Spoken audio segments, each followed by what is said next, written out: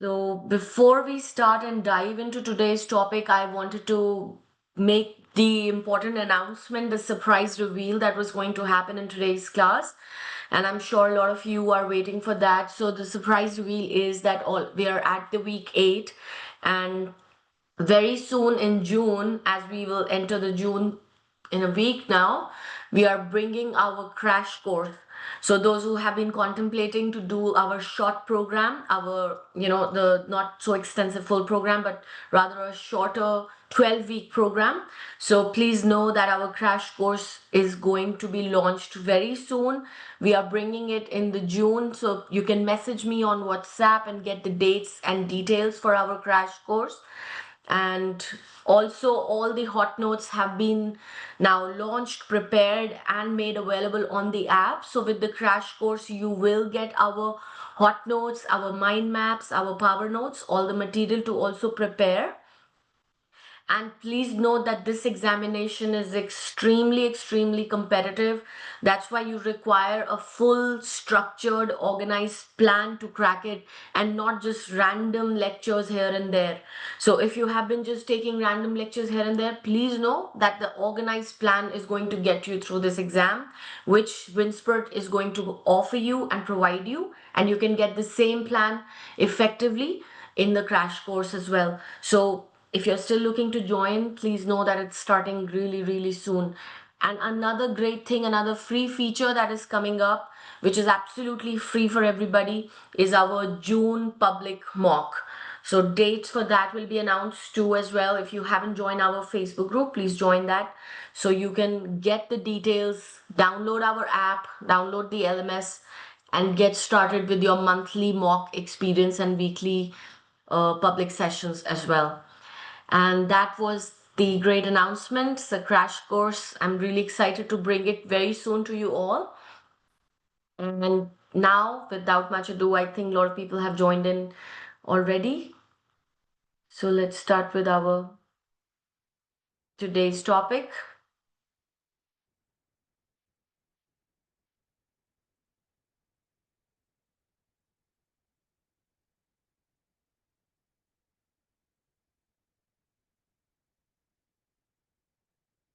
All right, so as you all know, today we are waiting for a very important topic, and I wanted to emphasize again that dry mouth xerostomia is so crucial, so important. It has to be a class on its own. It had to be taken as a lecture on its own. The reason being, it is not just one SBQ topic. It is not just one or two questions here and there. It gets asked in the exam so often and so much repeatedly in the same exam in all four sections.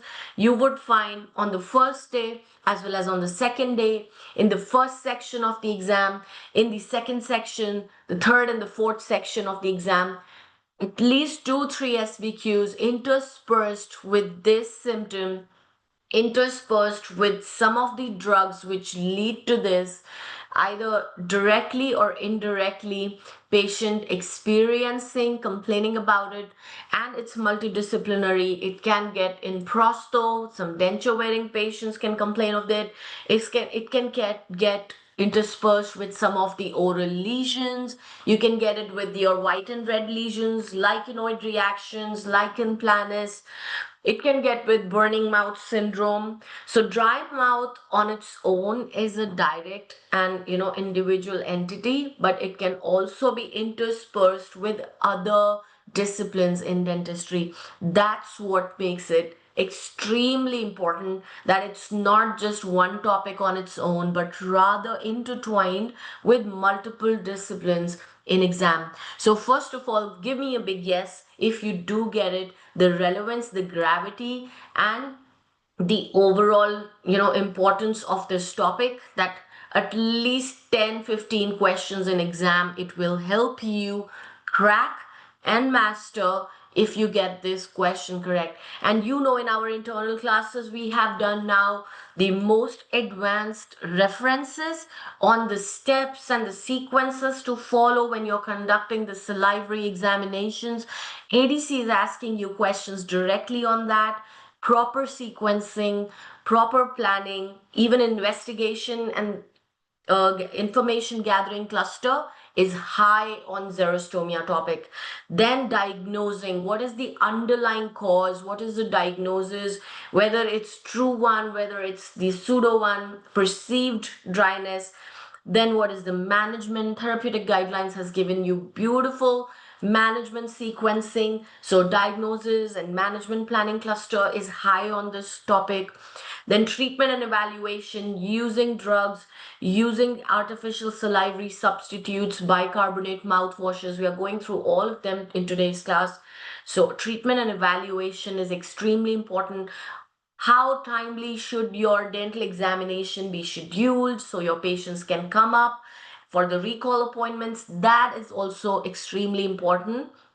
Professionalism and health promotion, how you would promote health in these patients who are taking certain drugs, who are under stress, who are consuming a lot of alcohol, caffeine, all the etiological factors. So promoting health in those.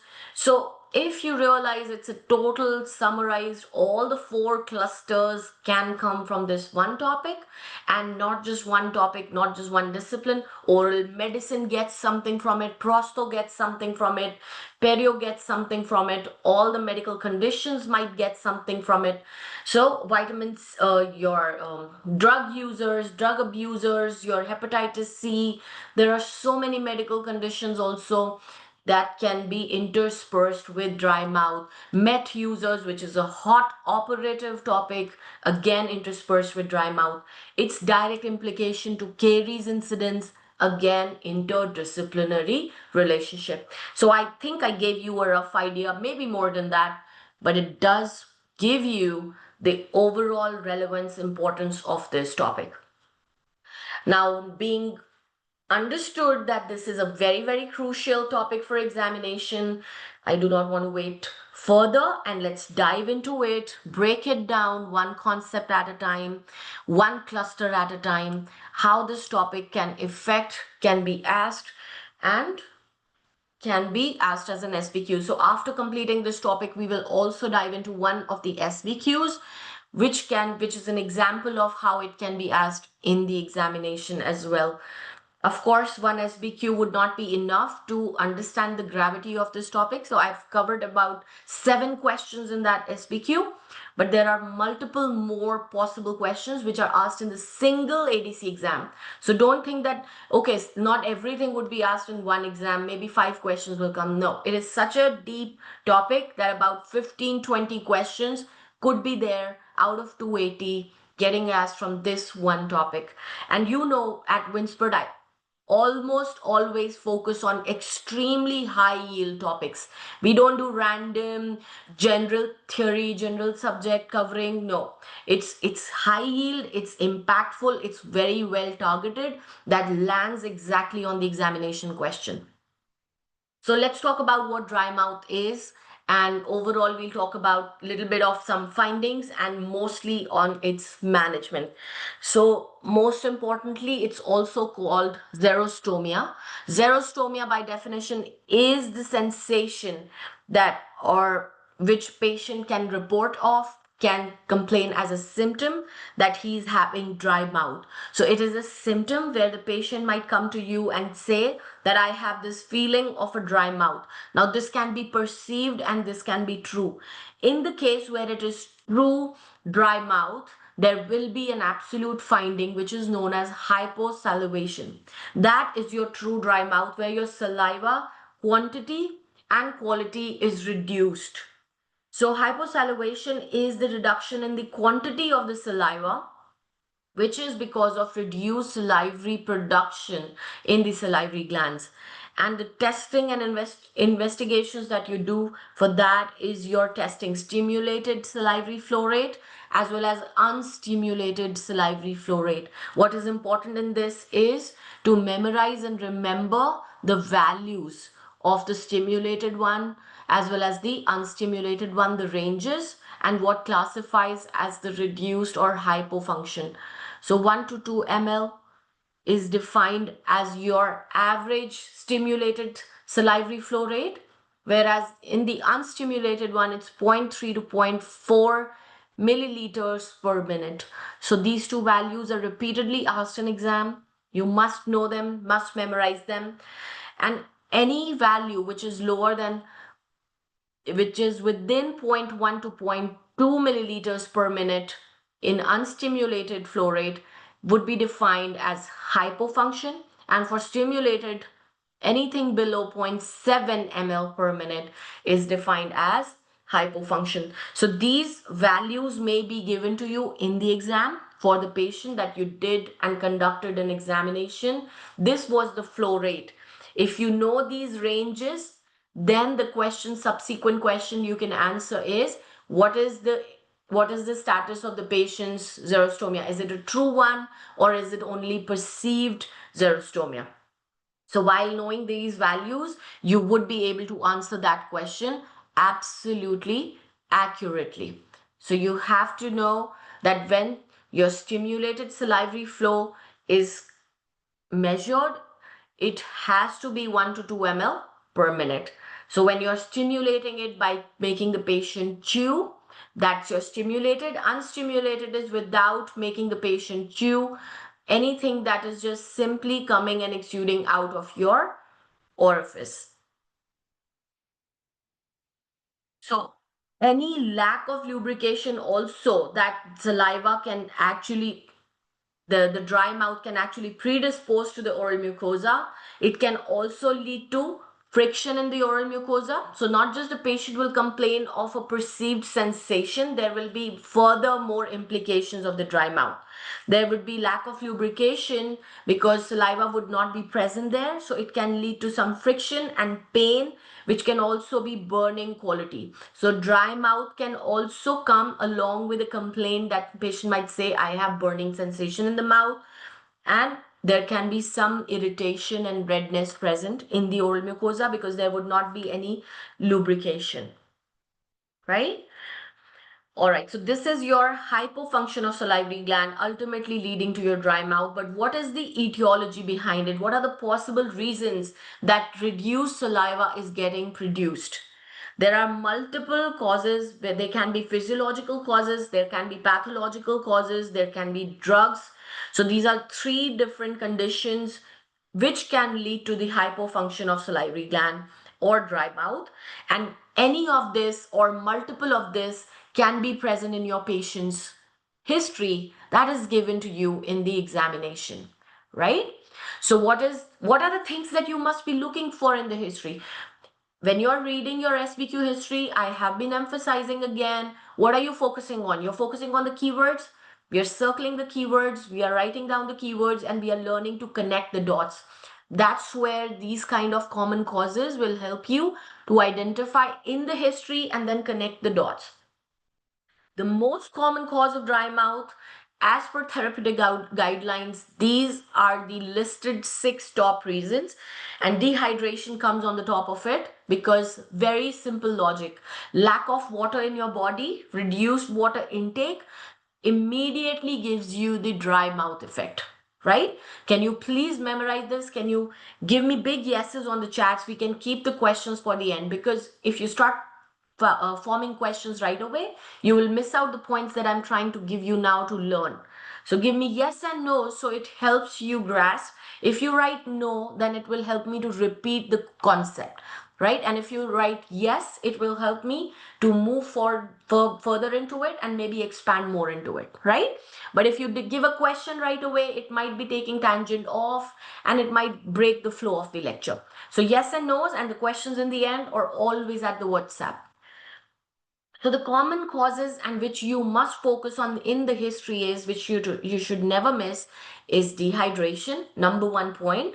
Then comes your alcohol. Alcohol within the body systemically also leads to dehydration, but also has a direct dehydrating effect on the oral mucosa.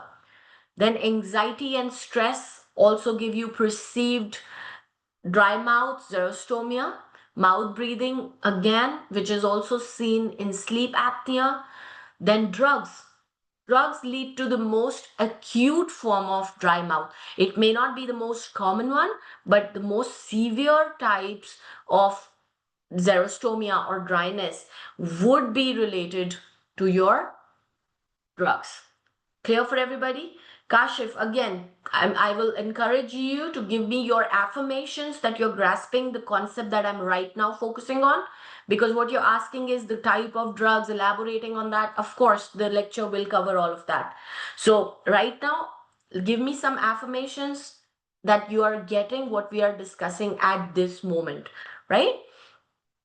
So the most severe kind of dryness is coming from your drugs. The most acute kind of dryness is coming from your drugs. Why? Immediately the side effects start. They act directly on the salivary secretion capacity of the salivary glands. But the most common form is coming from the dehydration, right? Clear for everybody? And then, yes, alcohol and caffeine, you can put it together here.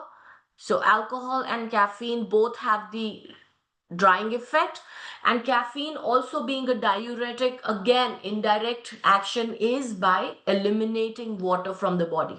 How caffeine is having the dry mouth effect? It's a diuretic, it's a natural diuretic. That means it eliminates water from the body, and when you lose more water, again, it is dehydrating your oral mucosa and leading to the dry mouth, right? So dehydration, alcohol, caffeine, anxiety, stress, mouth breathing, drugs, these are the top 5 physiological, pathological that you will get. And all of these, if have been excluded, then absolutely dry mouth can be an underlying medical condition, which is a Sjogren's syndrome.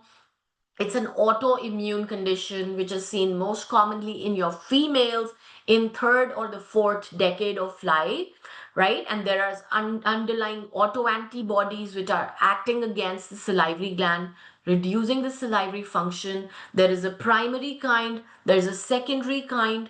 Primary kind, which only targets your salivary glands and eyes, so dry mouth and dry eyes. Secondary kind is which is also interlinked with an other autoimmune disease. So that is a distinguishing feature between the Sjogren's primary and the Sjogren's secondary. I will briefly also elaborate on Sjogren's syndrome in this session. But now tell me, talking about the common causes, dehydration, most common one, then alcohol and caffeine, how they are acting directly by drying the oral mucosa, by being a diuretic, anxiety and stress, mouth breathing, and then drugs giving you the most acute type, and an autoimmune condition which is Sjogren's. So does it give you a clear perspective on all the various etiological factors or not? Give me big yeses or nos so far. If you get what are the values that we did of stimulated and unstimulated, now the important causes. Now coming to your question, somebody asked on Kashif about the drugs which are associated with your dry mouth. So yes, let's talk about the drugs which you will be focusing on in the examination history, right?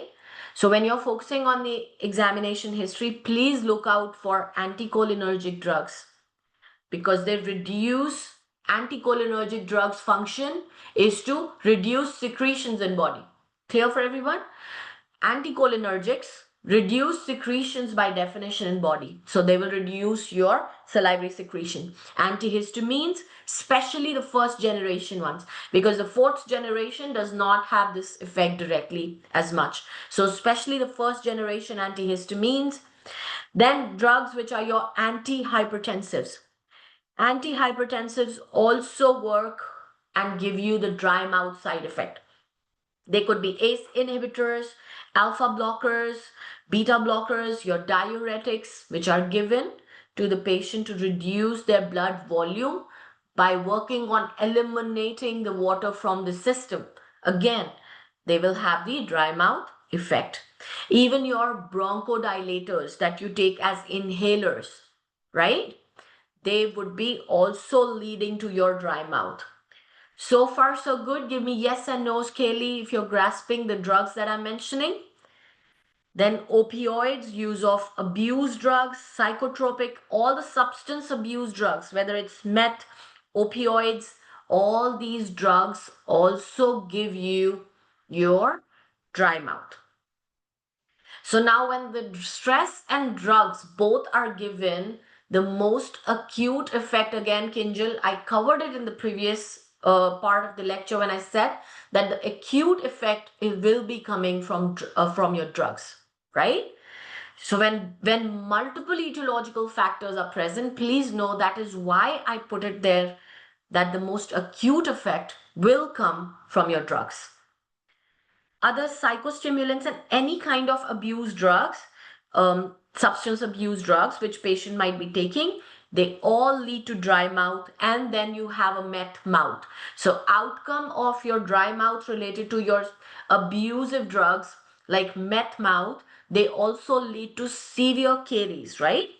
And that is why I will come to that point, is why xerostomia topic is extremely important is, so the more severe dry mouth is seen with your drug category patient where there is some history of drugs due to medical conditions.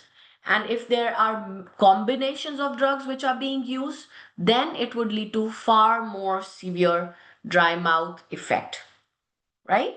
Other factor which can also be present in the patient's history, which you must be looking out for, is the use of radiation therapy, right? Would you remember that one? Give me yes or no's again. Another important etiological factor which is not given in the list here, but you will be looking out for, is the radiation therapy.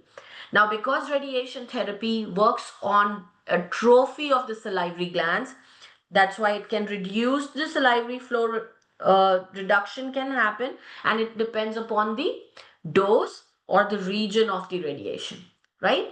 So radiation therapy for head and neck region cancers can affect the quantity of the salivary flow, and that is why you also get radiation caries. Is that right? So drug use leads to dry mouth, leads to met mouth related caries. Radiation therapy in the head and neck region cancer can lead to atrophy of salivary glands, reduced saliva secretion, known as radiation caries. See the implication? Now are you seeing the fact that dry mouth is multidisciplinary and can be linked with the other disciplines, and other problems can be caused because of this existing underlying cause? That's why ADC exam loves to explore this on multiple SPQs, right? So what are the effects of dry mouth on the oral tissues?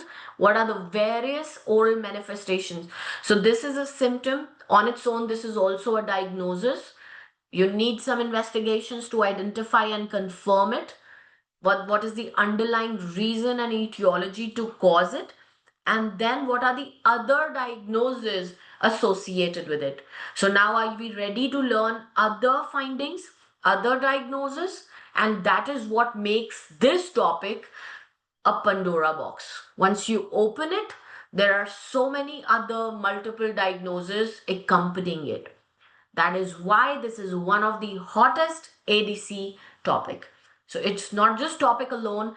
It is ADC's dream, that you know it, understand it, and apply it for all the disciplines. So can you see it now here on your screen? All the other findings and diagnoses and multidisciplines that it may get affected with. And now does it give you, at least it can be part of your operative SBQ. It can be part of your perio SBQ. It can be part of your oral medicine SBQ. And then again, oral medicine SBQ, prosto SBQ, right? And then chewing, swallowing, speech. Again, oral surgery can be involved when you're planning that. Altered sense of taste, burning mouth syndrome, SBQ can be asked for that. So you see that at least 5, 6 disciplines it is directly involved with. And that's what makes it one of the hottest cake to pick up.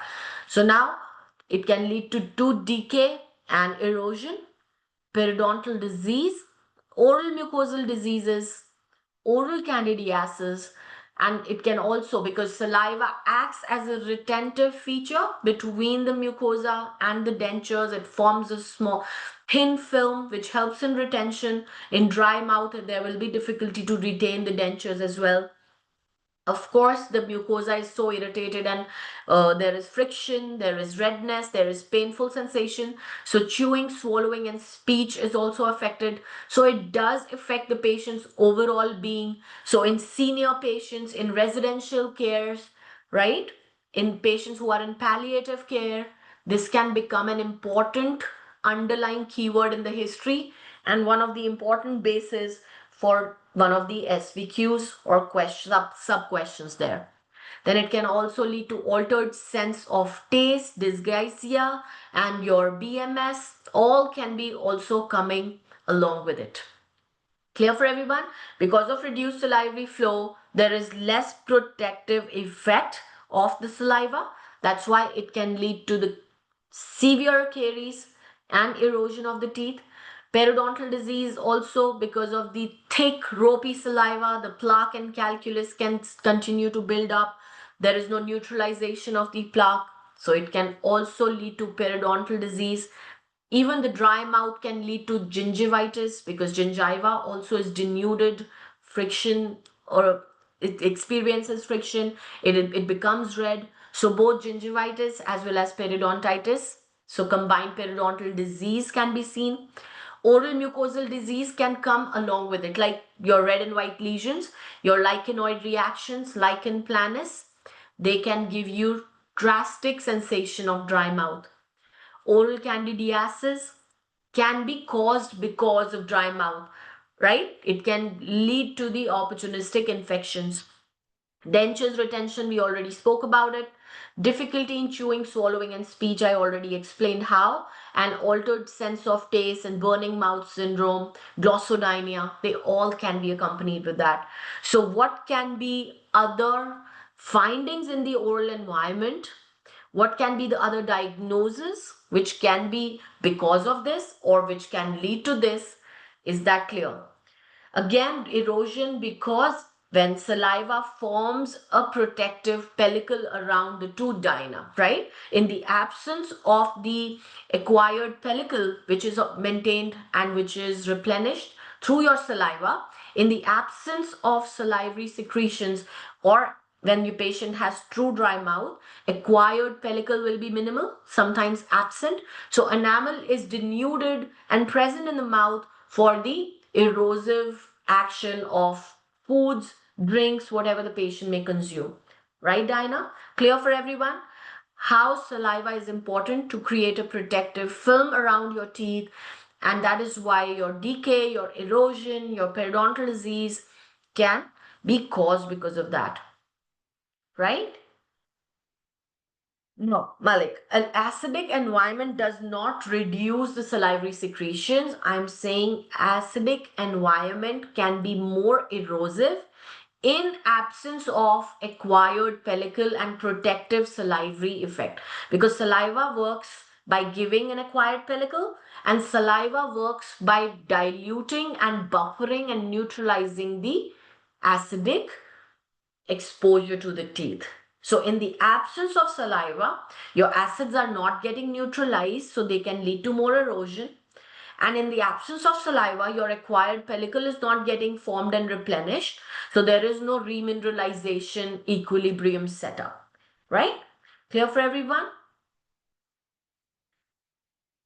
So for the management of your dry mouth, now after you have understood that it can lead to severe problems in the patient's mouth, the moment you see it in your histories, the management strategies, the health promotion, the treatment and evaluation, the diagnosis and management planning, all the three clusters can be asked from these management strategies.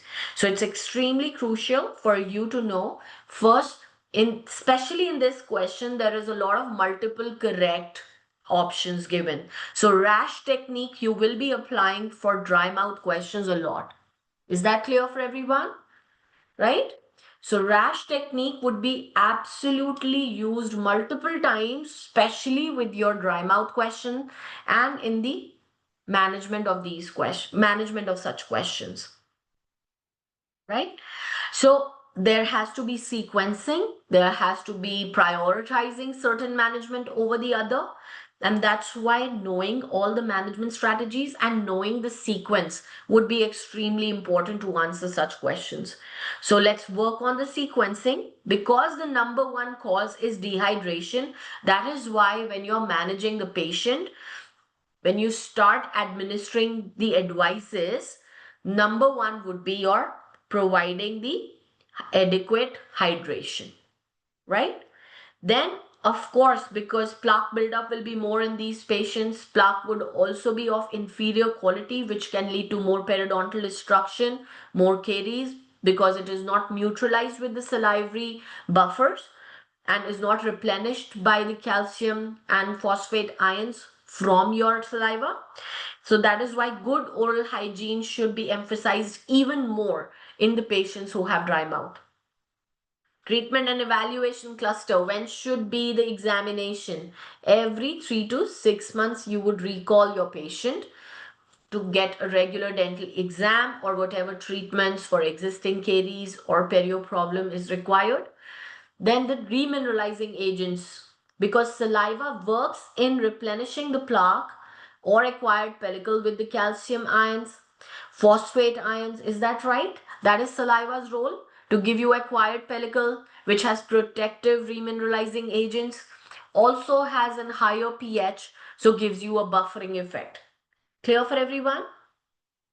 That is why in the absence of saliva, you will be giving those calcium and phosphate ions through your remineralizing agents. It can be in the form of fluoride, it can be in the form of your CPP, ACP, right? Clear for everybody? Now, symptomatic relief, patients complain is burning and dryness. So yes, the lubrication, artificial salivary substitutes, that would be managed with the symptomatic relief. And what can you provide for symptomatic relief is again artificial salivary products, so lubrication or other lubricants, and then bicarbonate mouthwash. It is important that bicarbonate mouthwash should be advised to the patient. It can give you some effect, some benefit that the feeling and the sensation of dry mouth is counteracted. Some products which can be given to give this symptomatic relief will be even stimulating your salivary flow. So you can stimulate the salivary flow in the patient by giving something as basic as a lozenge or a chewing gum, and something which can be too advanced sometimes can be your pilocarpine drug, which is your stimulatory drug. It's a cholinergic agent which increases the secretions. So everyone remembers few minutes ago I told you anticholinergic drugs reduces the secretions in the body. So that is why cholinergic agents would increase the secretions in the body. Give me yes or no if you understand how the cholinergic and anticholinergic agents work in the body. Anticholinergic reduces secretions. That's why the patients who are taking those drugs would complain of dry mouth. And that is why sometimes to counteract that, and patients who have your dry mouth, severe dry mouth, sometimes these stimulatory drugs may be given, which would be from the category of cholinergic agent. An example of that is pilocarpine, right? So all these measures must be undertaken to make your patient feel better, to give the symptomatic relief to your patient from the dry mouth. But if you think that the dry mouth is coming from a severe systemic condition, right? If it's general stress, if it's caffeine and alcohol, and if it's, dehydration, then you manage from this. Along with that, you will also regulate their drugs. You will refer them to the oral medicine or their general medical practitioner to reevaluate their drug combinations, switch them with the one which do not lead to dry mouth. But if there is a systemic cause of dry mouth, like a medical condition on its own is leading to that, hepatitis C, right? Severe drug abuse, or it could be your autoimmune conditions, Sjogren's disease, then an appropriate specialist referral is required because your general management strategies, because of a systemic condition, if there is a dry mouth, it will not be enough. So all this Can be used when it's a side effect of a drug, when it's alcohol and caffeine effect, when it's stress effect, when it's a dehydration effect. But when it's a underlying systemic disease effect, which is your hepatitis C, abuse of the drugs, right? And addictive drugs, substance abuse, or your Sjogren's syndrome, immediate appropriate specialist referral should be done. Right? So the advices that you will give to your patient is when you're asking them to keep adequate hydration, please know minimum of 1.5 liters of water should be advised. No, Dara, not directly implicated. Then advise them to chew their food also thoroughly so that it stimulates the salivary flow. Then you can offer them sugarless gum, right? Sugarless sweets, which they can suck on, the candies, or again, lozenges, but they have to be sugarless, right? So all these agents that you would provide them would be sugarless. Then again, there is an indirect smoking effect, Dara. Not a direct effect, but smoking on its own irritates the mucosa and dries the mucosa, Dara. So that's why the smoking cessation advice should be offered, right? It's not written as an underlying etiological agent, but it does worsen it here. So you must intervene and reduce the smoking effect in your patient. So you must educate the patient on the smoking cessation. Again, avoiding acidic foods. Acidic foods on their own are not leading to dry mouth, but when you advise them, why do you do them? Because again, if they have dry mouth and if they are taking excessive acidic food, please write on the chat what will happen in your patient. We did read about it, what happens in the oral environment. I did explain 5 minutes ago, again, the involvement of acidic food, dry mouth. So excessive erosion can happen, right? Because the protective effect of saliva is not there. So your management advice should include asking the patient to avoid consuming acidic foods as well. You will also ask them to reduce their caffeine and alcohol intake, right? And you will also ask them to avoid the mouthwashes which include alcohol because that also comes with its own drying effect. So they can use the products, mouthwashes, which do not have alcohol. So they can also use a bicarbonate mouthwash. So to also prevent any further caries happen or any further periodontal disease happen, you will make sure to also emphasize on oral hygiene practices. Again, because they are lacking in saliva, and we have read it so much in all the weekly subject-wise classes also, that saliva is the protective effect in your caries, in your erosion, in your perio disease, right? Because it counteracts your plaque. So counteracts pathological plaque. That's why saliva is a huge protective factor of the mouth. In the absence of that, even your oral mucosa is at risk, your hard tissue is at risk, and your soft tissue is at risk. Can you think like that? Your saliva is a protective mechanism of your body in your mouth. So once the saliva is lacking, your hard tissue as well as your soft tissue both are exposed to disease. So in soft tissues, it can come as gingivitis, right? Desquamative gingivitis, denuded appearance of gingiva, and then periodontal disease because they're of thick ropey saliva. The plaque is of thicker quantity and quality. So, and then in terms of your conservative, it will come as your caries risk, high caries risk because of lack of saliva. Then erosion effect. So hard tissue is at compromise.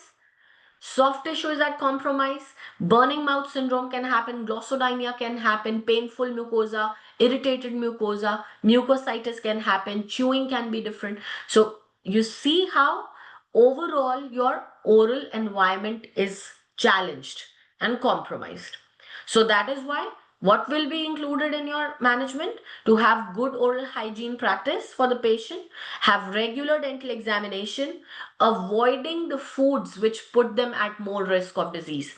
So they will avoid acidic beverages, They will avoid alcohol, they will avoid caffeine, so they would avoid sports drinks also, fruit juices also, wines also, soft drinks also. These kind of drinks are acidic drinks or not? Wine consumers, fruit juices, soft drinks, and sport drinks. And let me tell you, ADC loves to put these drinks in your SBQs. Does it or does it not? Tell me that. So wine drinker, fruit juice drinker, soft drink drinker, and sports drink. Favorite drinks to be added to the examination, right? And if they are consuming and habit is hard to break, based on therapeutic guidelines, please limit them to their meal times. One of the favorite options in the exam also. Yes or no, please. Club them to their meal times. At least reduce the frequency. And then also limit the sugar intake and avoid sugary snack because caries incidence is anyways higher. So when you reduce the sugar, you can at least make it less cariogenic environment, right?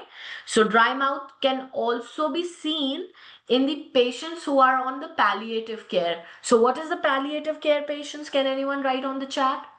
Palliative care patients are patients who are undergoing your care, undergoing in residential facilities or hospitals for some severe disease. They are either recovering or they're ongoing. There is an ongoing medical condition which requires them for assisted care. So patients who are receiving palliative care, they are either on multiple drugs or their underlying medical conditions are severe or they are recuperating after radiotherapy. So again, that effect. So this is also common condition and common findings in patients who are receiving palliative care. Now again, tell me, does ADC love to ask questions on these kind of patients as well who are in residential care facilities? You're visiting them. They could be your denture patients. They could be after radiation therapy, right? Elderly patients seeking help. All these questions, all these scenarios are regularly and routinely part of your examination. I am not giving you any hypothetical explanation here. This is ongoing examination topic. This is the hottest topic which examination asks you over and over again with different variations. So learning all these concepts that I'm giving you right now, you don't have to worry. If you're enrolled with me, you don't have to take any of the notes. First of all, let me tell you, if you're enrolled with me, you don't have to take a single note. All this information and much more is included in your hot notes dry mouth topic, right? So just absorb the information and learn it. So other drug abusers like marijuana, heroin addicts, they would also have dry mouth. Methamphetamine users, they would have dry mouth.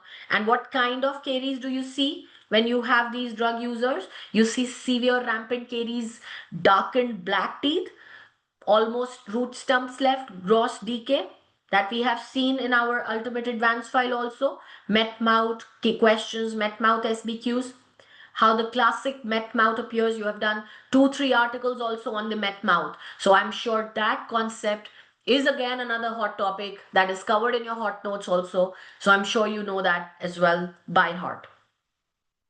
Again, hepatitis C patients also have dry mouth. So look out for these medical conditions, palliative care, drug users, drug abusers, and hepatitis C patients. These are your systemic conditions which will require immediate specialist referral. Now, other common disease that can cause your dry mouth. So what are the systemic conditions? What are those systemic reasons because of which your patients can have dry mouth? After knowing, first of all, the values of saliva, etiological factors leading to the dry mouth, which are first the local factors, pathological factors, and then knowing the management strategies around it. Now let's talk about the common disease, systemic disease that you may be looking out for in the history, which can have direct dry mouth effect. The number one is the Jogren syndrome. I'm sure you are clear with that now. Radiation therapy, covered it. Rheumatoid arthritis also has an effect and leads to dry mouth. Scleroderma patients, other connective tissues diseases also have dry mouth as a symptom. Sleep apnea and palliative care. Now, for Australian dental journals, the latest Australian dental journals are also focusing a lot on sleep apnea. In one of our internal classes, I'm going to be covering the sleep apnea concept, sleep apnea latest systemic reviews as well. Lot of devices, what are the oral manifestations, what is the role of a general dentist in managing sleep apnea patient. It is so much hot because I'm going to add a lot of newer hot topics in another month, because what's happened is Ultimate Advanced File Volume 2 is absolutely ready. It will be uploaded on the drive also very soon. And from week 11, we will start preparing on our Ultimate Advanced File Volume 2. Volume 1, you're already mastered. You're taking daily assessments on the Volume 1. So Volume 2 also we are going to start. And with Volume 2, what is going to come? New hot topics are going to come, right? Once we do this, once we start doing the Ultimate Advanced File Volume 2, the new power notes on the Volume 2 will come. The new hot notes will be coming. So when all of that is when everything new is also keep building up, there will be nothing left for you to do before the examination. Every single concept from the year 2014, I would say, even now for the last decade, whatever has been covered in the exam has been asked, is getting asked, is going to be covered in a simple capsule program.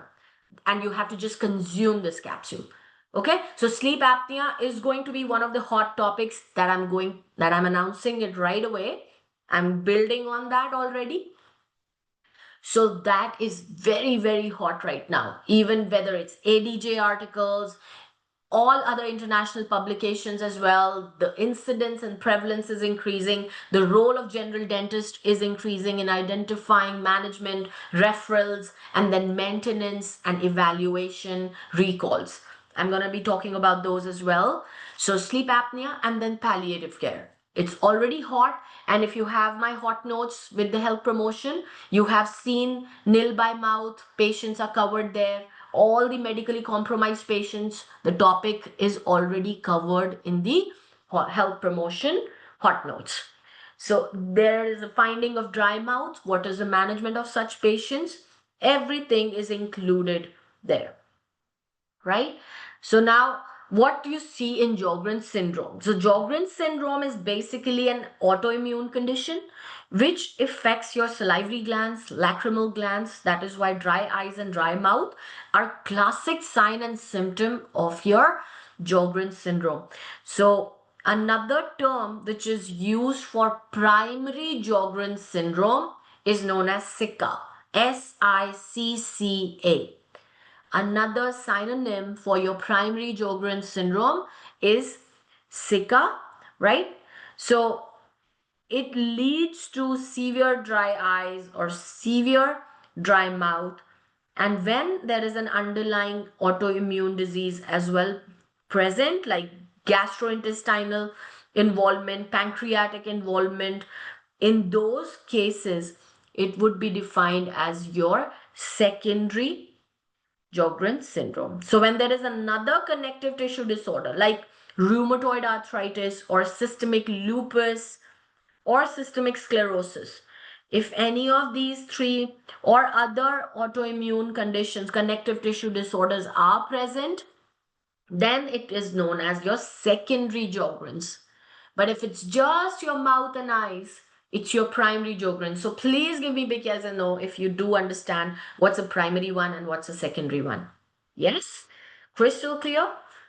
Wonderful. So what could be the presenting symptom? It would be mostly seen in a female patient, 30s and 40s age involvement. They would have fatigue, joint pain, then non-erosive arthritis, and Raynaud's phenomena as well. The gingiva appears really denuded, shiny, and dry, and tongue will also appear extremely fissured, lobulated, and dry, right? So you can conduct various examinations to confirm patients' Sjogren's. Again, they would be referred to the specialist, but ADC is asking you what are the confirmatory test investigations for Sjogren's. So please know that you also need to know them. Various testing are done for Sjogren's confirmation. Salivary testing will be done. Blood testing is done. Then their urine testing is done. Salivary gland examinations like your ultrasound for the glands, imaging, other imaging techniques for the glands are done. Eye tests are done. Schirmer test, ophthalmological examinations, which are conducted by the ophthalmologist specialist. But all these examinations and investigations are conducted to reach the final diagnosis of Sjogren's. So entire salivary flow rate, culture, stimulated, unstimulated, the flow rates are tested. Blood test will include your immunoglobulin test because it's an autoimmune condition. So immunoglobulin will be raised or not? Yes or no? It will be raised. Then autoantibody screening, that is the most important diagnostic test, that autoantibodies will be present because it's an autoimmune condition. So antibodies to remember is SSA and SSB, also known as anti-Rho, anti-La antibodies, right? Autoantibodies. So SSA is anti-Rho and SSB is anti-La, right? It's Rho-La, anti-Rho, anti-La. SSA is anti-Rho and SSB is anti-La. These are the two autoantibodies which would be found in the patient's blood test. Clear for everyone? So these are your specific antibodies which target your salivary glands, your lacrimal ducts, leading to your dry mouth and dry eyes. Now, other examinations would be your ultrasound, which will also give changes in your salivary glands. You will also may do some biopsies to confirm. Antibodies are SSA and SSB. SSA is anti-Rho and SSB is anti-La, LA. Anti-Rho, RO, anti-La, let me write it here. Anti-Rho is SSA, then anti-La is your SSB. Clear for everyone? Will you remember these two? These are the autoantibodies detected in the blood test of Sjogren's syndrome patient. Yes, both are positive. Okay? Right, Nikita? So these are the investigations that will help you. Then other conditions which can lead to dry mouth, systemic diseases, radiotherapy. Again, radiotherapy is dose dependent and region dependent. That is why head and neck radiation leads to this. Dose and region dependent. Clear for everybody? Give me big yes and no's if you're getting it. These are names of antibodies, anti-Rho and anti-La. Right? Javaria here. So radiation therapy is dose as well as region dependent.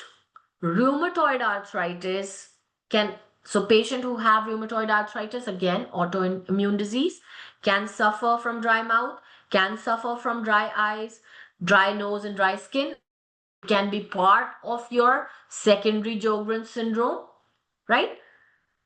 Then scleroderma patients can also be having dry eyes, dry mouth, or in combination as well.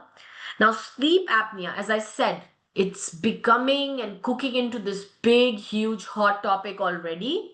It is a very common cause of dry mouth, right? So what will you do is, because they're using their positive airway pressure machines, right? CPAP machines are commonly used in these patients, in sleep apnea patients. Agreed? So they're using their CPAP machines, which lead to dry mouth. That's how the dental problems also begin. So CPAP machine users, these machines reduce the salivary secretions, lead to dry mouth.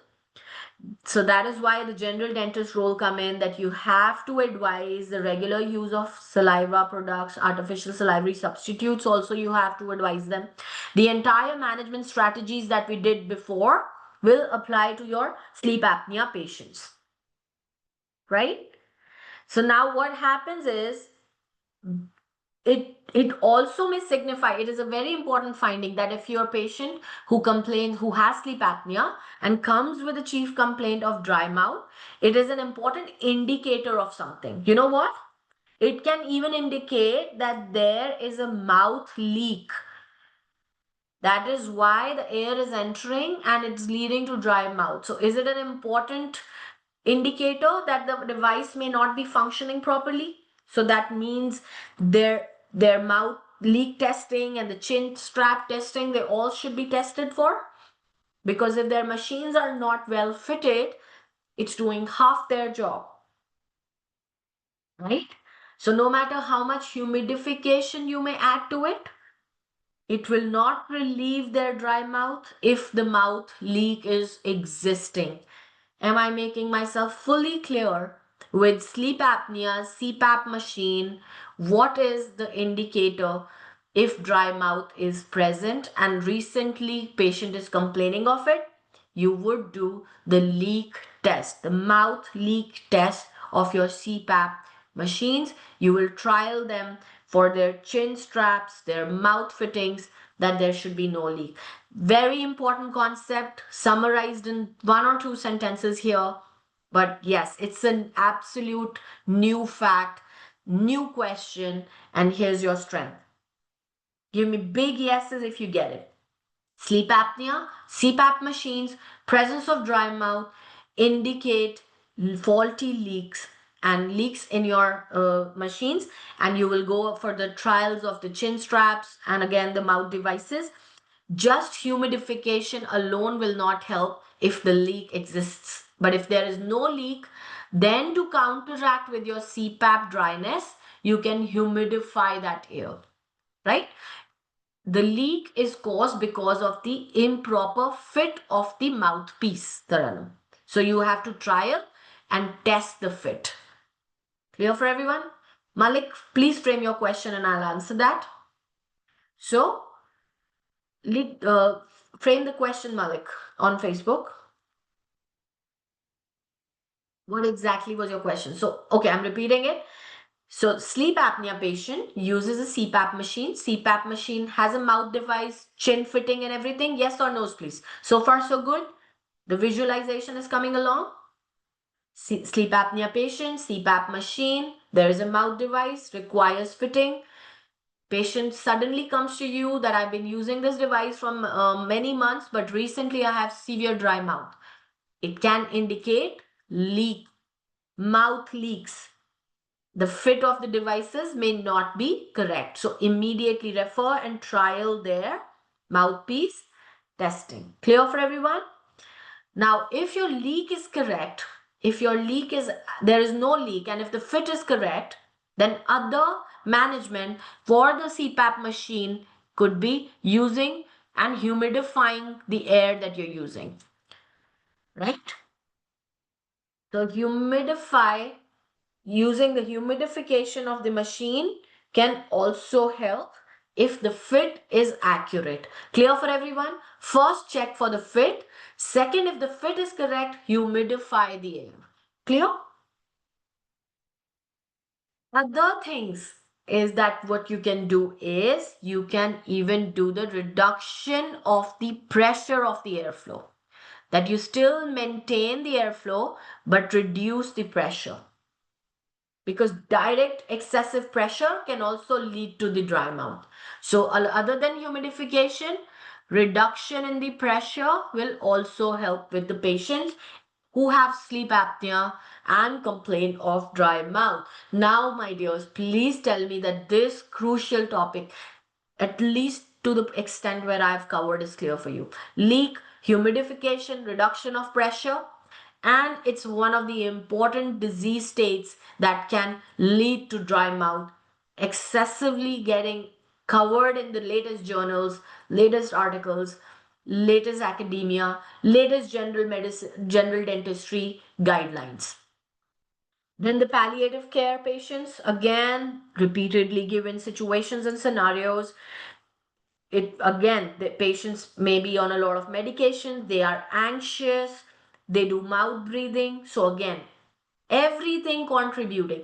Dry mouth is like a multifactorial thing, not coming from one, but various reasons. That's why, as a general dentist, your eyes should be wide open, your brain should be wide open, your knowledge base should be wider to identify what really is causing it, how really to address it. If you keep focusing on drugs leading to dry mouth, but you think the problem may be really basic of mouth breathing, you lose the entire management scope and opportunity that you had to manage that patient. Is that right or wrong? Right or wrong, right? If you don't know the multifactorial, multi-etiological composition of this presenting symptom, you can easily lose out opportunities to manage these patients correctly. So in palliative care patients, it is coming from either anxiety, mouth breathing, or medications, the drugs and everything, right? So address everything, that everything is taken care of. Their medications, if can be switched or replaced, please do that. If they need appliances for mouth breathing, please do that. If they machines for sleep apnea, please do that. If they require anxiety management, please provide that. So all of this prolonged dry mouth in palliative care patients can lead to excessive decay, excessive periodontal disease, maybe exacerbate their mucosal conditions, even give you oral candidiasis. Again, these kind of patients will give you all these problems. Retention of dentures, chewing, swallowing, speech problems. All these are implicated in the patients who are at palliative care. How the dry mouth can lead to various problems in these patients. Connect the dots, please. Right? So yes, diabetes can also have that effect. Again, so now let's talk about what can you advise them. You can advise them alcohol-free mouthwashes as we covered, right? Then bicarbonate mouthwashes, artificial salivary products. All these are part of the management, symptomatic management. Clear for everyone, right? So again, to summarize, the management strategies are from TG that you have done. Hydration, sugarless chewing gums, sugarless lozenges to suck on, artificial salivary substitutes, right? Limiting the alcohol drinks, caffeinated drinks, acidic foods reduction, then bicarbonate mouthwash, salivary substitutes, and a stimulant like a pilocarpine, which would be advised by the specialist mega, not the general dentist, but one of the management is. So must know the concept. So again, avoiding cigarette smoking, hydration, drinking 1.5 liters of water at least per day, stimulate salivary flow, chew food thoroughly, right? Sugarless gums, sugarless sweets, limit caffeine and alcohol, reduce acidic drinks, reduce coffee, and reduce alcohol containing mouthwashes and use bicarbonate mouthwashes, because bicarbonate is, why bicarbonate? So many times you've said bicarbonate, bicarbonate mouthwash, extremely important. Even TG talks about it. Why? Tell why. Because ADC can ask you, why would you advise bicarbonate? Why is bicarbonate mouthwash helpful in dry mouth patients? Because please know, it has pH which is basic in nature. It has a higher pH. So it helps in providing the buffering effect that saliva used to give. Is that right? They can take it any time, any number of time during the day. How to make it? Exam can ask you, what is the strength and formula for making the bicarbonate mouthwash? So they are making, if you take 1 glass of water, to that you will add 2 teaspoon of bicarbonate, 1 teaspoon of bicarbonate, or half teaspoon of bicarbonate. Can anyone tell? How much would you add? Exam gives you option 2 teaspoon of bicarbonate in 1 glass, 1 teaspoon of bicarbonate in 1 glass, half teaspoon of bicarbonate in 1 glass. Answer is half teaspoon. Absolutely right. This is a TG mock exam question. Have you been taking TG exams now? The TG mocks you're taking? So, is it helping you or not to memorize these tiny details deep within the crevices of TG, but actually put spotlights on so many important points?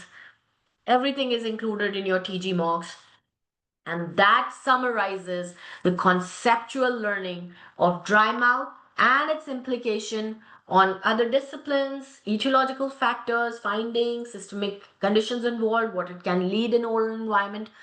You are ready to solve this SPQ now. So a 32-year-old Sanya presents in your practice with a complaint of dryness in her mouth. She's a patient who's female in her 30s. So all these are important keywords, right? So now 32-year-old female, dryness in her mouth. This is how I train you to highlight the keywords so that in your brain you start processing what are the important keywords, how will you connect these dots and apply your RASH technique to get accurate, absolutely wonderfully confident answers. So now there is dryness in the mouth, again leading to discomfort in eating and speech as well. Did we learn about it? What are the other oral manifestations of dry mouth? So this is correlated with that concept. Now she notices dry mouth since last 3 months. It was initially only intermittently, but now it is becoming more severe and constant. She has very busy work schedule and has started medication on stress management. So drug effect is also coming. Stress is also there. She's taking salbutamol for her asthma. So bronchodilator, again contributory. And then she mentions that she visited her general physician recently for rapid blanching of her extremities in cold and painful rewarming. Please, somebody tell me what phenomena is that. Anybody who can mention what is this systemic sign known as? You got your answers already. It's called Raynaud's phenomena, blanching, extreme cold and painful extremities like your feet or hands, and then suddenly they blanch, and then suddenly warming up, blood flow increases. So gives you excessive pain, itching, these kind of symptoms. So on examination, her alveolar mucosa appears thin and glazed, right? You see also the alveolar mucosa is also affected. So again, multifactorial involvement, Diana. See, oral mucosa is involved, right? Raynaud's phenomena is seen. Tongue is appearing lobulated and fissured. Again, what is this classical sign of? So the age, the third decade, dry mouth. Stress is also contributory factor for autoimmune conditions. Is it or is it not? Stress is also contributory to autoimmune conditions, right? Now, during examination, the dental mirror sticks to the mucosa, making the examination uncomfortable. She's also an occasional alcohol drinker and also excessive coffee intake. So that means the dryness is coming from a systemic condition, but there are other contributory factors like your anti-stress, antidepressant drugs that she's taking, excessive coffee, alcohol, ongoing stress that she has. Isn't that right?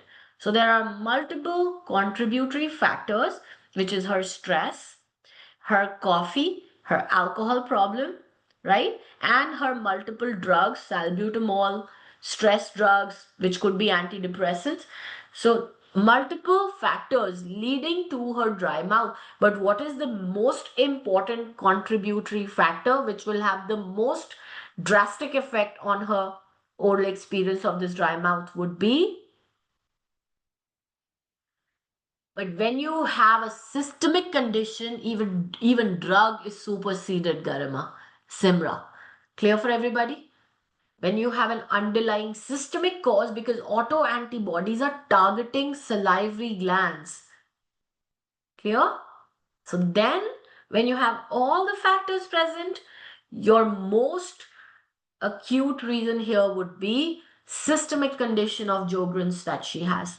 If the systemic condition was not there, Nikita, then drug would be taking that place of leading to the most acute effect. Clear for you, Nikita? Everybody else as well. Now, this is a good learning example of how when multifactorial etiological presentation is given, you sequence what is most important and most contributory.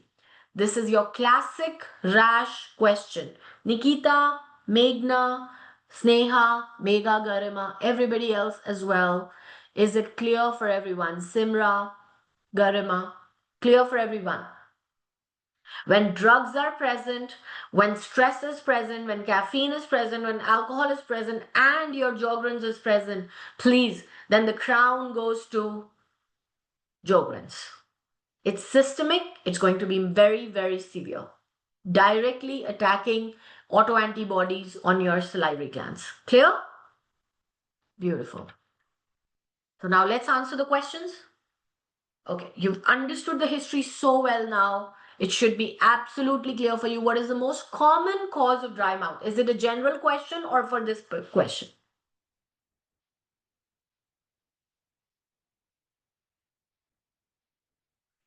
It's a general question. I said what is the most common cause, not the most acute cause. Most common cause is dehydration. Simple rule. I gave you this explanation. During the lecture only, I gave you all these explanations, right? Stick with the first one. Don't jump on the second question. Otherwise, I'll think that you're answering wrong. So for the first question, what should be the answer? The most common cause, it would not be the most severe cause. It would not lead to very severe one, but most commonly associated symptom, most commonly associated cause of your dry mouth is coming from dehydration. Absolutely correct, everybody. Right? Rest all in sequencing will fall behind it. So everything else is also correct.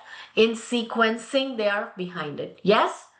So rash technique always comes handy or not? Now, what is the cause of dry mouth in her case? Now comes in her case, not generic. So now leave her Sjogren's behind. That's not given as an option because I told you when systemic was given, it would be taking the most predominant role. When Sjogren's is not present, what should take the second predominant role in her case? It would be drugs. Caffeine, alcohol, and anxiety are just contributing and building upon that. It's the salbutamol, antidepressants, the combined drugs which will give her the most acute contributory factor, right? So drugs will give you immediate side effect. So the most contributory factor in her case is drugs. This is really important and this is repeatedly part of your ADC exam, you know that? And right now, I'm seeing how everybody is still giving B, C, D. See, even now you're giving me varied answers. Now do you see why dry mouth is the level that I'm keeping it at? Do you see it now? Every one of you is answering it differently. So now think about it. If it was a real exam question, you are really answering differently. Yes. Yes, Jocelyn. Drugs are going to give you the most severe contributory factor of dry mouth. Clear for everybody? Nikita, you're right. Vishnu, you're right. Malik, I want you to tell me now that do you get this? Dinah, I don't know what your question's answer was for A, for first or second. Khalil, When you said D, I'm not sure which one you answered for, but please tell me now that you're getting after the explanation. What are these two answers? First and the second question clear for everyone. General, most common cause, and what is the most severe or the most contributory cause? They are classically variations, classically so different. It's a nuance. Can you notice that? It's a very slight nuance, changes the entire answer and makes you lose the question immediately if you're not focusing on these slightest of nuances. This is where ADC success lies. This is the Winsport level of preparation. No one's going to prepare you at this level where we focus microscopically on the concept at Winsport. These nuances are your make or break, not your general things that everybody knows. These nuances make or break your examination, the confidence that it brings to you. Clear? Khalil, clear for you? If drug is also eliminated, then caffeine, alcohol, anxiety, they all come in sequence. Okay? Again, then caffeine you can say is a direct drug effect, like it also has a drug-like effect being a diuretic, Meenakshi, right?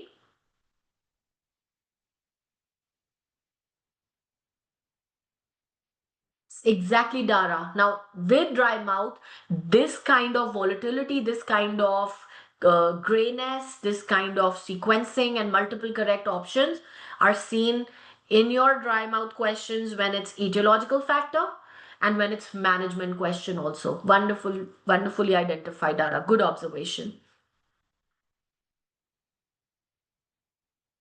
It is the commonest cause. It is given right, but it's given in the severe contributory Nivedita in TG also it's given. The severe dry mouth comes from the drugs. You investigate the salivary flow rate, which reveals decreased output. What type of xerostomia does the patient have? So when you have reduced salivary flow rate, would it be a false or subjective or perceived dry mouth? Because stress-induced xerostomia is mostly perceived dry mouth. Stress doesn't immediately start giving you reduced salivary flow. Stress related is a pseudo xerostomia. That is why also stress is never the number one reason of the contributory dry mouth when you're actually having reduced salivary flow. That's Dinah. First is systemic and then drugs. Subjective means only a perception of dry mouth, but actually saliva secretion is not reduced, Malik. So it's a pseudo-xerostomia, pseudo, also known as false xerostomia, pseudo-xerostomia, subjective xerostomia, or stress-induced xerostomia is also mostly pseudo-xerostomia. So this would be your true xerostomia because salivary flow is actually reduced. Clear for everyone? Khalil, Nikita, Meghna, Malik, everybody here, Simra, Naila, everybody got it? Now, what is the normal range for stimulated salivary flow rate? Can anybody tell? We learned the values on the first initial 10 minutes. We learned those values. For stimulated, it has to be 1 to 2 ml, not 2 to 3, not 1.5 to 2.5, and zero point 0.3 to zero point 0.4 is for your unstimulated salivary flow. Crystal clear values, memorize them. B is for stimulated, D 0.3 to zero point 0.4 is for unstimulated. Now let's talk about how will you manage her, right? Again, all are important. Now, as per TG, before you start, let me see if I can show you in therapeutic guidelines. Wait.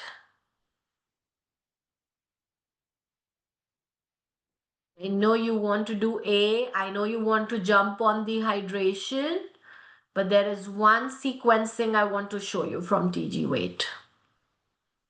Exactly, Sandra. Absolutely correct.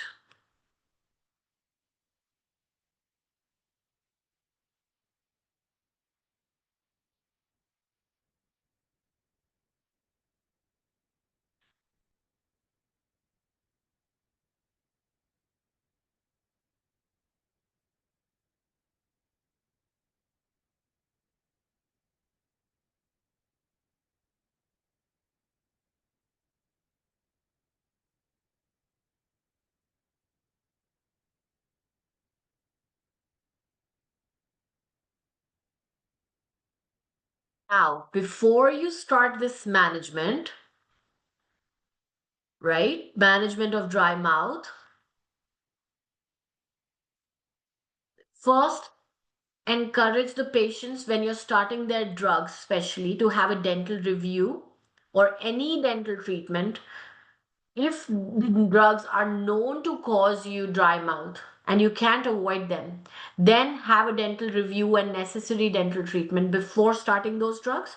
So again, that would be done by the medical specialist, right? Because medical specialists would be advising them the drugs, so they must send their patients for the dental review before again these adequate hydration starts, adequate good oral hygiene starts. I wanted to keep this concept for this question to show you here how the sequencing is important, because you learn this table, then you learn and go ahead and learn this table. Everything says yes, 1.5 liters hydration, very important. I covered also in the conceptual, but one thing I saved for the last, for you to know that no matter how much you learn, how much you read, there's always more to learn.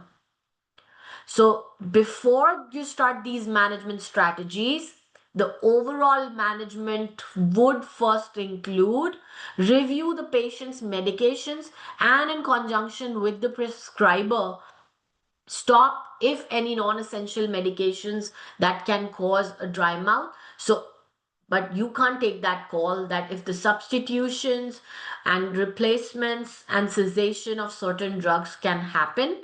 That is why before you start all this beauty of 1.5 liters water a day, bicarbonate mouthwash, and avoiding of coffee, everything is correct, isn't it? So rash technique again applies or not? Tell me, what will the answer be now? Give me that. Now you see how beautifully every answer falls into your lap once you are preparing so well. You're practicing your rash technique, practicing knowing the sequences, the priorities, the relevances, right? So first, you will start with GP involvement, right? If possible, reducing the drugs, because what is leading to the most severe dry mouth contributory factor with this is the drugs. Other than her Jogrens, which will again require a specialist referral for the biopsies, for the blood test, for the detailed salivary test, ultrasonography of your glands, right? That is another tangent that you will have to take with another specialist, maybe, the autoimmune specialist, right? So that is also part of your management, but amongst the given options, you would first do C, and then of course A, B, and D all would be included. Again, do I not teach you this in our live classes, internal classes, every single week? Sequence it, sequence it. Yes or no? That's your rash technique under action. And the patient returned to you after a few months, and her general physician gave her an alternative drug for her asthma. Now she has shifted to a non pharmacological management of her stress also by only exercising, meditating, but her symptoms have not resolved and has become more severe. Why is that so? She's eliminated the drugs, she's eliminated the bronchodilators, substituted them, right?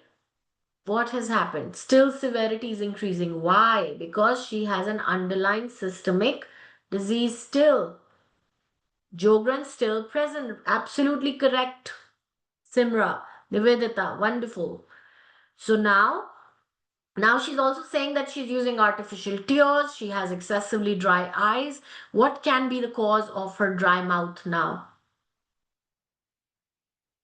So more accurately, Sika actually can be used for both, just a general term for Sjogren's. That's why not the best answer. The best answer would be primary Sjogren's, because Sika actually is another name for Sjogren's, not primary only, but just Sjogren's synonym. So is it secondary, right? Just for her dry mouth, it would be primary Sjogren's syndrome, because she has only dry mouth and dry eyes. Answer would be D. What will help to confirm the cause of dry mouth now? So now, even after eliminating the drugs, she still have persistent dry mouth. So that means there is a systemic condition which we have made a provisional diagnosis of primary Sjogren's. What is the confirmation test of that? It's the ROLA. Would you remember this beautiful name? The anti-Rho, the anti-La. So it's the positive anti-Rho and positive anti-La. That's why the answer would be C. Right? Yeah, that would be all for today. And I hope it helped you great deals. I hope it gave you the clarity, and I hope it gave you the depth and the both the verticals and the horizontals of this concept. How relevant, how important is dry mouth, the etiological factors, the management, the testings, the rolla keta. Yes, absolutely. So important, so deep. Sleep apnea, how beautifully we incorporated a little bit of sleep apnea into this. I mean, we didn't even know about the fit, about the air leaks, about, checking the chin straps, then the humidification of the CPAP machine, then reducing the pressure also. So do you feel more empowered? The main purpose is to empower you with knowledge, to empower you with concepts that that come in exam so handy that you don't know that you're not just doing it like a boring theoretical chapter or a theoretical lecture, but actually learning it, how it actually leads to answering the question directly in exam. So this is an actual application of knowledge. I like to keep the lectures that way, that these are actual application ways that you're learning it. So dry mouth hepatitis C is predominantly, I think it's if it's affecting liver. Can't really say because of the multiple drugs. Again, because in the multiple drug users, Sakshi. So again, hepatitis C is also one of the common findings in the drug abusers. So I think that's the link there, because people who are drug abusers take it through injectables. Sometimes they share injectables, and that's why hepatitis C is also very commonly found in drug abusers. So in those patients, watch out for dry mouth, manage them. Thank you so much. Exactly. So even if you have read TG 5 times, even in today's class, you have discovered new concepts, and not from anywhere else, even just from your simple, basic, humble TG.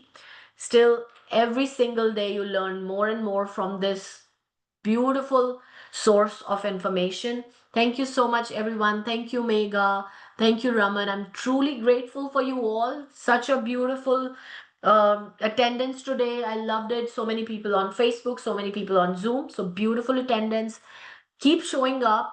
Keep showing up to learn. Keep showing up for getting this knowledge. It shows your commitment to your success. It shows your commitment to your self growth, and I absolutely love having you all. I'll meet you next week. The topic will be announced soon. Please message me if you're interested in the crash course, and look forward to our June public mock, which is also coming soon. So a mock discussion, of course, is following up. Every week there is more learning. Every week we are getting stronger. Samira, because the question specifically asked for what is the contributory factor for the dry mouth, and because there is no right now diagnosed underlying systemic connective tissue disease, right? Raynaud's doesn't really put it immediately into secondary. It has to be either arthritis, right? If that is present, then it would be secondary Sjogren's. Or any other SLE, rheumatoid arthritis, connective tissue disease present. In that case, yes, it would be secondary Sjogren's. The May Ninja mock, actually, Sakshi, good question, is exactly this week. So Friday night, we will upload it on the app. Saturday or Sunday on the weekend. When are we discussing exactly? Cannot say, Mega, because I'll start with Ultimate Advanced File Volume 2 first. Probably once I finish that, probably in week 20, I will keep some internal classes for latest hot topics. So probably around that time, because I'm planning to finish the Ultimate Advanced File Volume 2 by week 19. So week 11 to week 19, I will cover the Ultimate Advanced File Volume 2. After that, we will still have 3 weeks internal classes. So in that, I will cover all these newest hot topics. Hot notes also will be made simultaneously. Power notes will also be made simultaneously. And that's when I will. Malik, please message me on my WhatsApp. My WhatsApp number, I'm going to share you quickly here. So you can message me on my WhatsApp to get more details on the crash course. So Malik, that's my number. Just drop me a WhatsApp directly on it and I'll send you the details. Okay, I hope you see the number on chat. I put it there for you. Thank you, thank you, thank you so much. Volume 2 upload, Dara, it's all ready. I'm just holding it myself because I don't want to overwhelm you all. I wanted you all to focus and finish on week 8 or week 9 first, and then very soon I will upload. But we'll start reading it on week 11. So at least a week before I'll upload for you to all review it, look at it. So don't worry about it. I'll give you a week at least to start looking at it. Okay? So thank you so much. Truly grateful. Have a wonderful night. And thank you for showing up. Thank you for committing to your success. Winspert is also committed to your success. And that is why I keep bringing these, newer and more informative lectures for you all. And I keep thinking how I can make, lectures still more exciting, because we've covered so much in the past. But still, every time I want to do something new, something newly as well as new. So I hope we achieve that target with today's lecture. Thank you for being the fabulous audience that you always are. Thank you so much. Have a beautiful day, beautiful evening. Thank you. Bye-bye.